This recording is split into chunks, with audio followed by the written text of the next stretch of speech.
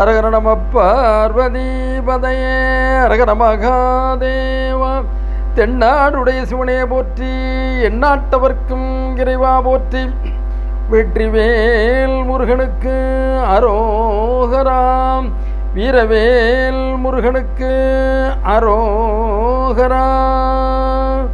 மெய்யன்பர்கள் அனைவரையும் வணங்கி மகிழ்ந்து கந்தபுராணத்தினுடைய தொடரை மகேந்திர காண்டம் என்கிற அந்த காண்டத்தினுடைய வஜ்ரவாகு வதைப்படலத்தினுடைய நிறைவு பகுதி இன்றைய தினம் அந்த நிறைவு பகுதியை பார்க்க இருக்கிறோம். முதல் 2 பகுதியை வஜ்ரவாகு வதைப்படலத்தினுடைய முதல் 2 பகுதியை பார்த்திருக்கிறோம். தற்பொழுது 3வது பகுதி நிறைவு பகுதியாக இதை பார்க்க இருக்கின்றோம். இது மகேந்திர காண்டத்தினுடைய, அதாவது கந்தபுராணத்தின் 3வது காண்டத்தில் வருகிற படலமாக இருக்கிறது. இதை இப்பொழுது நாம் இங்கே பார்ப்போம் என்பதாக சொல்லி உங்களிடமிருந்து, அதாவது இதற்கு முன்பு வரை நம்ம சொல்லியிருக்கிற முன்கதையிலே பகுதி 2 நாம் சொல்லியிருப்பது, சூரபன்மன் மகன் வீரபாகு தேரேறி போருக்கு செல்லும் பொழுது சில தீய அறிகுறிகள் அவனுக்கு தோன்றின. அதை பொருட்படுத்தாமல் பெரும்படையோடு போர்க்களம் புகுந்தான் அந்த சூரபதுமனுடைய மைந்தன். இதை கண்ட வீரபாகுத்தேவர் அன்றைய தினம் சூரியன் மறைவதற்குள்ளாக அவர்களை அழித்து முருகப்பெருமானிடம் சென்று அவருடைய திருவடிகளை தொழுது, இதுபோல் அசுரர்களெல்லாம் அழைத்த வெற்றியை அவருக்கு வணங்கி அவரிடத்திலே காணிக்கை ஆக்குவேன் என்பதாக சூளுரைத்தார்.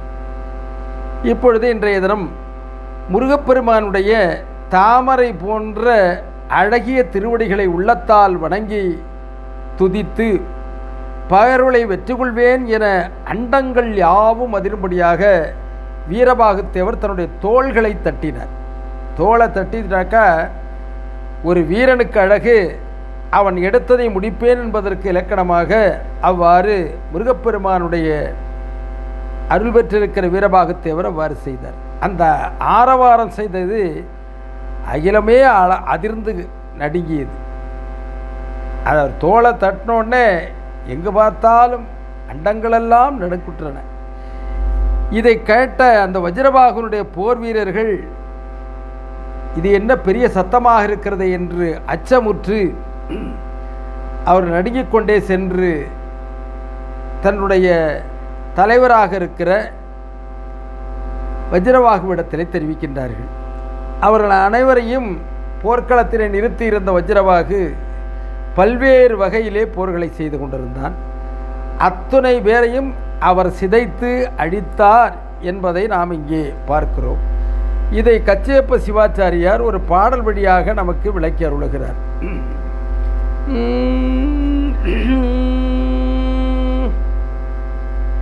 வஜ்ரபாகுனுடைய தேரெல்லாம் அழிந்தன என்பதையெல்லாம் இதில் குறிப்பிடுகின்ற. தேரெல்லாம் இற்றன திண்டிரல் கவனமா பேரலாம் இற்றன, பிளிருமால் கரிகளில் தாரலாம் இற்றன, தானவத் தலைவர் செய் போரலாம் இற்றன, புகழலாம்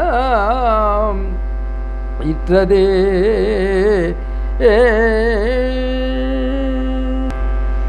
தேரெல்லாம் இற்றன, தேர்களெல்லாம் அழிந்தனவாம். திந்திரல் கவனமா பேரெல்லாம் இற்றன, திண்ணிய வலிமையுடைய வேகமாக செல்லும் குதிரைகளின் பெருமைகள் எல்லாம் அழிந்தன. பிரிலிருமால் கரிகளின் தாரலாம் இற்றன, பெரிய யானைகளுடைய வரிசையாக வந்து அந்த போர்க்களத்தில் இருந்த யானைகள் எல்லாம் அழிந்தன. தானவத் தலைவர் செய் போரலாம் இற்றன, அந்த அசுர படைத்தலைவர் செய்த போர்கள் எல்லாம் அழிந்து ஒழிந்தன. இற்றன புகழலாம் இற்றதே, அசுர வீரர்களுடைய புகழெல்லாம் அந்த வீரபாகுத்தேவர் எதிர்த்த அந்த போர்க்களத்திலே அழிவுற்றன என்பதை இங்கே கச்சியப்ப சிவாச்சாரியார் நமக்காக விளக்கி அருளுகிறார். அது மட்டுமல்ல, பல்வேறு அழிவுகளை சந்தித்த அவர்கள்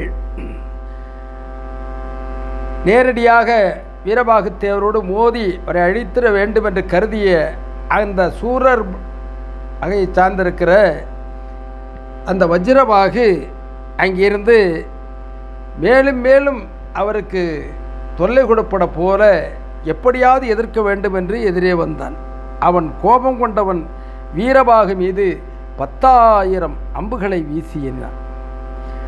மேலும் அவன் அந்த தேரை ஓட்டிக்கொண்டு வந்தான் அல்லவா, அவன் 10,000 அம்புகளை விடுத்த போது அத்துணை அம்புகளையும் அப்படியே தன்னுடைய கைகளாலே தடுத்து அழித்தார். அது மட்டுமல்லாமல் அவன் அமர்ந்து அந்த போர்க்களத்திலே வந்திருந்த தேரை தன்னுடைய கையாலே எடுத்து வீசி எறிந்தார். மேலும் அவனை அழிப்பதற்காக போகிற போது அந்த தேரை வீசி எறிந்தோன்னு வேறொரு மாற்றுத் தேரிலே ஏறி அவன் வந்தான். அவனது 10 தலைகளையும் வெட்டி வீழ்த்தினார். 10 தலைகளையும் வெட்டி வீழ்த்திட்டார். அவன் வீழ்ந்து இறந்தான். அசுர வீரர்கள் கலங்கி அஞ்சி ஓடினார்கள். நம்முடைய தலைவர் வந்திருந்தார், அதாவது தன்னுடைய அசுரத் தலைவனுடைய மைந்தனே இந்த போரிலே அழிந்துபட்டு விட்டானே என்று அவனுக்கு துணையாக வந்த போர் வீரர்கள் அத்துணை பேரும் அச்சத்தோடு அந்த வீரபதாகு தேவரை பார்த்து பயந்து அஞ்சி ஓடினார்கள் என்பதனையும் அதை ஒரு பாடல் வழியாக இங்கே கச்சியப்ப சிவாச்சாரியார் விளக்கி அருளுகிறார்.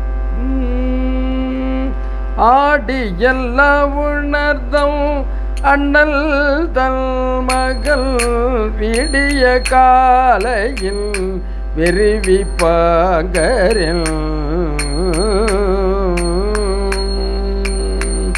நாடிய அவுணர்கள் நனி புலம்புரி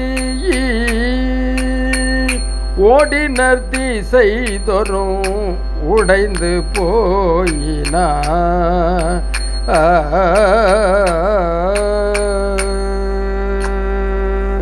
ஆடி எல்ல உணர்தம் மன்னல் தன் மகன் வெற்றி பொருந்திய அசுரனுடைய மன்னனான சூரபன்மன் மகனாகிய வஜ்ரபாகு வீடிய காலையில் வெறுவி பாங்கரின் நாடிய அந்த வஜ்ரபாகு இருந்தபோது அவர் பக்கத்தில் இருந்த பாங்கரின் நாடிய அவுணர்கள் பக்கத்தில் இருந்த அசுர வீரர்கள் அத்துணை பேரும் அஞ்சி மிகவும் புலம்பி தவித்து ஓடினர். திசைதோறும் உடைந்து போயினர் என்று சொல்கிறார். ஓடி சிதறி எப்படியாவது தப்பித்தோம் பிழைத்தோம் என்று சிதறி ஓடினார்கள் என்று சொல்லுகிறார்கள். இந்த வகையிலே அங்கே இருக்கிற சூரபன்மனுடைய மைந்தன் வஜ்ரபாகு அழிந்தான். அவனுடைய படைவீரர்களும் புறமுதுகிட்டு ஓடினார்கள் என்ற வகையிலே இந்த வஜ்ரபாகு வதைப்படலம் நிறைவு பெறுகிறது. இனி தொடர்வது யாழிமுகன் வதைப்படலம். யாழிமுகன் வதைப்படலத்தோடு மீண்டும் உங்களை சந்திப்பதாக சொல்லி உங்களிடமிருந்து நன்றி கூறி விடைபெற்றுக் கொள்வது நன்னிலம் ஞானசேகரன். நன்றி, வணக்கம். ஆறிரு தடந்தோள் வாழ்க, அருமுகம் வாழ்க, வெற்பை கூறுசை தனிவேல் வாழ்க, குக்குடம் வாழ்க, சொல்வேல் ஏரிய மங்கை வாழ்க, ஆனைதன் அணங்கு வாழ்க, மாறிலா வள்ளி வாழ்க, வாழ்க சீரடியாரெல்லாம் மாறிலா வள்ளி வாழ்க, வாழ்க சீரடியார் எல்லாம். நம பார்வதி பதையே ரகர மகாதேவ. தென்னாடுடைய சிவனே போற்றி, எந்நாட்டவர்க்கும் இறைவா போற்றி. நமச்சிவாய திருச்சிற்றம்பலம். நாளை அடுத்த படத்தோடு மீண்டும் சந்திப்போம். நன்றி, வணக்கம்.